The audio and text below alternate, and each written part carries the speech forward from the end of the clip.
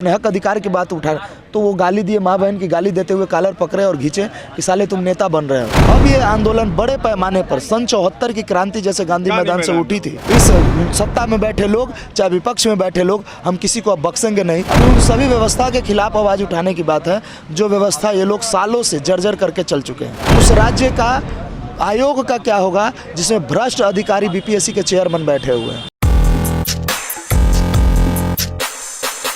है कि अब ये आंदोलन को और कौन सा रूप देंगे, धार देंगे? मैं बस आपको इतना कहना चाहता हूँ, जैसे कि मैंने अपने वकील से बात की, उन्होंने मुझे कहा कि आप गर्दनी बाग में जाकर के बैठ सकते हैं लेकिन आप धरना प्रदर्शन में चहलकदमी नहीं कर सकते हैं। उसके बाद मैंने सोचा ये आज मैं यहाँ आया हूँ, अपने भाइयों से बात विचार करूँगा और मैं पता लगाऊँ कि किन किन थानाओं में मेरे प्रति केस दर्ज है, उसमें बेल लेने की पहले कोशिश करूँगा। और उसके बाद अब ये आंदोलन बड़े पैमाने पर सन 74 की क्रांति जैसे गांधी मैदान से उठी थी। हम लोग प्रशासनिक दावपेच खेल रहे हैं ना। अब हम प्रशासन तो अधिकार है हमारा शांतिपूर्ण सभा करने का, अपने आवाज़ उठाने का। हम पटना प्रशासन से, डीएम साहब से नोटिस लेंगे, उनसे हम एप्लीकेशन देंगे और गांधी मैदान का हमें इजाज़त मिल जाता है तो आने वाले समय में बहुत तेज़ धार तरीके से हम लोग गांधी मैदान में छात्र संसद पुनः बुलाएंगे और ये बहुत जन सैलाब होगा जिसमें सिर्फ छात्र नहीं वो लोग भी आएंगे जिनके साथ अन्याय होता है और हम लोग सभी के खिलाफ आवाज़ उठाएंगे। इस शासन प्रशासन और इस व्यवस्था के खिलाफ, इस आयोग के खिलाफ, इस सत्ता में बैठे लोग चाहे विपक्ष में बैठे लोग, हम किसी को अब बख्शेंगे नहीं। सभी के खिलाफ हमारा आवाज़ बुलंद होगा और गांधी मैदान से पुनः जो है इनकलाब का नारा हम लोग बुलंद करेंगे आने वाले समय में। देखिए, तभी हम बार बार कहते थे और शुरू से ये बात कहते थे कि जिस ओर जमानी चलती है उस ओर जमाना चलता है।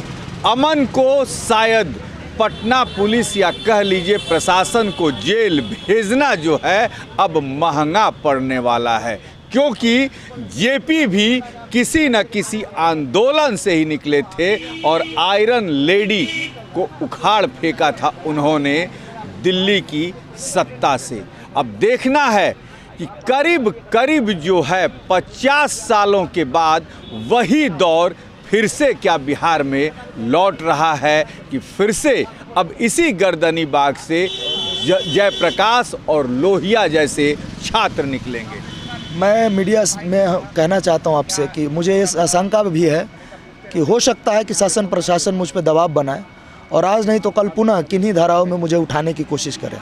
लेकिन मैं अपने भाइयों से कहना चाहता हूं कि अगर ऐसा होता है तो आप लोग एक मुट्ठी बन करके अपनी आवाज़ को बुलंद कीजिएगा।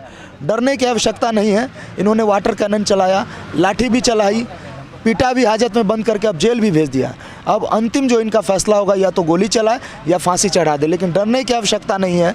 अगर इतना होने के बाद मैं नहीं डर रहा हूँ तो बिहार के किसी भी छात्र को अब डरने की आवश्यकता नहीं है और छात्रों के अभिभावक को भी डरने की आवश्यकता नहीं है।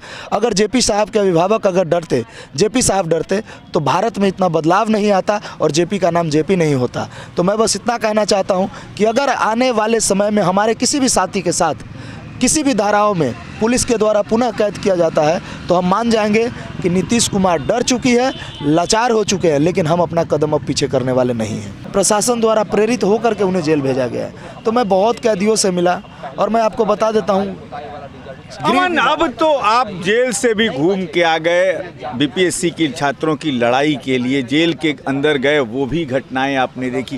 क्या मन में एक ऐसा कुछ नहीं है कि नहीं, जो जिन कैदियों को देख के आए हैं, जिन बच्चों को, कि ना इनके लिए भी अब एक कुछ किया जाए? मैं आपको बस इतना कहना चाहता हूँ, जब मैं पहली बार आंदोलन में आया तो मेरी मांग सिर्फ री एग्ज़ाम थी और मैं री एग्ज़ाम को लेकर के ही आया था।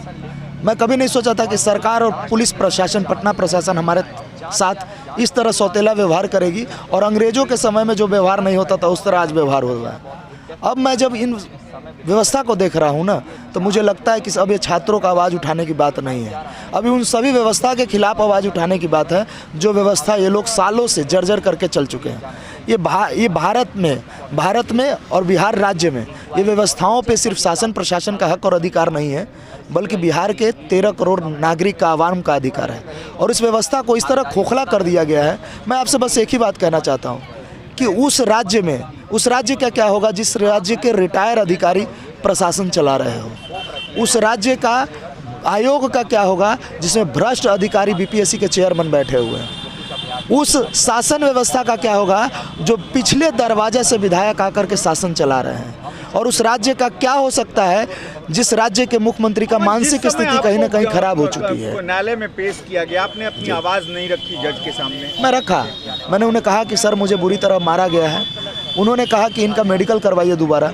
संजीव जी वहाँ पर सैल्यूट मारते मारते प्रसन्न किए साहब को, और साहब प्रसन्न हो गए और जेल भेज दिया। मेरी बात तक ना सुनी, मेडिकल नहीं कराया, बिल्कुल दोबारा नहीं। मेडिकल दोबारा नहीं करवाया। अब आप सोच लीजिए, एक अभ्यर्थी जो जेल गया, जेल से लौट कर आया और मजिस्ट्रेट से कह रहा है, न्यायपालिका से कह रहा है कि मेरा बहुत मारे हैं, हमको मेडिकल कराइए, लेकिन वर्दी वाले साहब जो हैं, न्याय वाले साहब को सैल्यूट मार मार के खुश कर लेते हैं और अमन का मेडिकल नहीं कराया जाता है। परते दर परत खोलेंगे, निष्कर्ष भारत पर हम।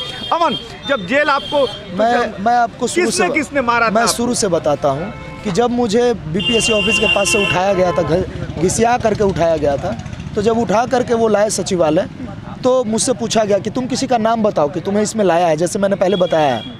तो मैंने कहा कि मैं खुद आया हूँ, मैं अपने हक अधिकार की बात उठा। तो वो गाली दिए, माँ बहन की गाली देते हुए कॉलर पकड़े और खींचे कि साले तुम नेता बन रहे हो, और खींच करके लाए और मुझे मारने पीटने लगे। उसके बाद मुझे हाजत में 43 लोगों में अकेला मुझे हाजत में बंद किया गया। फिर अनु कुमारी आई और उनके कहने पे मुझे हाजत से निकाला गया। फिर मेरा उन्होंने मोबाइल लिया, सारा मोबाइल का स्क्रीनशॉट लिया, क्या क्या किया वो पता नहीं। उसके बाद सुबह में मेरी हालत ख़राब हो गई, मुझे उल्टियाँ होने लगी बहुत ज़्यादा। फिर मुझे गर्दनी बाग यहाँ पर अस्पताल लाया गया, 3 इंजेक्शन लगातार दिए गए, मेरी हालत और बिगड़ गई। आनंद फानन में मुझे पीएमसीएच में ले जाने के क्रम में मुझे लगभग 2 घंटे गाड़ी में घुमाया गया, और मुझ पर ये दबाव बनाया गया कि डॉक्टर के सामने सिर्फ आपको ये कहना है कि आप फिट हैं, आप फिट हैं। मैं बहुत ही भावुक हो रहा था, मैं रो रहा था, परेशान था, मुझे समझ में नहीं आ रहा था क्या करना है।